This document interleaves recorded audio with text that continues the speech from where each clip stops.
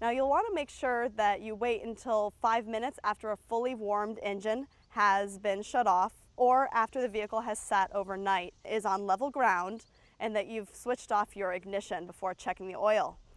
Also make sure that you've got a heavy-duty shop towel or paper towel on hand to check your oil. Now you've got an easy to identify dipstick right here at the front of the engine that's going to help you check your engine's oil level.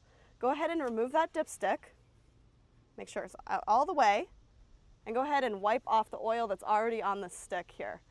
Now before I put it back in here, I want you to take note, there's a marking that says minimum and there's a marking that says maximum there. So you'll want to make sure that your oil is falling somewhere in between the minimum and the maximum levels on the dipstick's end. Now go ahead and insert the dipstick back in. Oh. Sometimes you have to turn it a little bit. There we go. Go ahead and pull it back out. Now this time, don't wipe the oil off. Just take a good look at where the oil falls on the dipstick. On this car, it's perfect. It's right in the middle, so I've got a good level of oil. I don't need to top off any oil on the vehicle. So I'll go ahead and insert that dipstick back in. Now suppose that oil level was at or below the minimum mark. It would be a good idea to top off your oil level. You'll also need to make sure that you've just got a simple automotive household funnel here. And then there's an easily identifiable engine oil adding cap here at the front of the engine as well. You just go ahead and unscrew that cap, insert the funnel, and add some oil, being very careful not to exceed the maximum level on the dipstick the next time you check your oil level. Once you've got a perfect level of oil showing up on the dipstick, your car should be in good running order and ready to provide you some more good times on the road. Is what we call operating pressure, and there's what we call maximum pressure.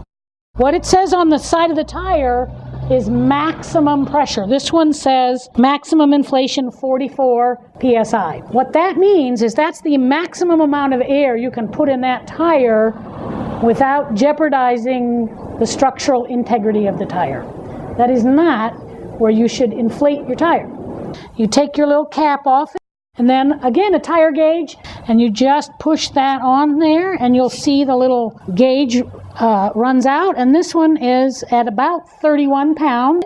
If it's okay, you put your cap back on and you go to the next tire. If it's a little low, you can use the air hose at the local gas station or wherever you're going to go, and you just put a little air in there if it's low. If it's overfull, which this one now is, there's a little knob on the back, and you can just push down on the center of there and let a little bit out. Checking and adding coolant to your car. And when you're checking your fluid, what you're looking for is obviously for it to be the proper level, but you want to make sure that it's not contaminated, dirty, or beyond its useful life. In this situation, we have a remote reservoir, and what we're looking for down here, you can see a cold fill line, which means you don't want to go above that. It wants to be there when it's cold. As the coolant heats up, it will actually rise because of expansion, so you don't want to overfill it. You want to just run it up to that cold fill line. So when it was cold, not warm, you'd remove the cap, take your coolant. You would simply just add the coolant until you got to the cold fill line, and then put the cap back on. Make sure the cap's nice and tight, seats good. If it doesn't seat good, you may end up with a leak. So that would be checking and filling your coolant.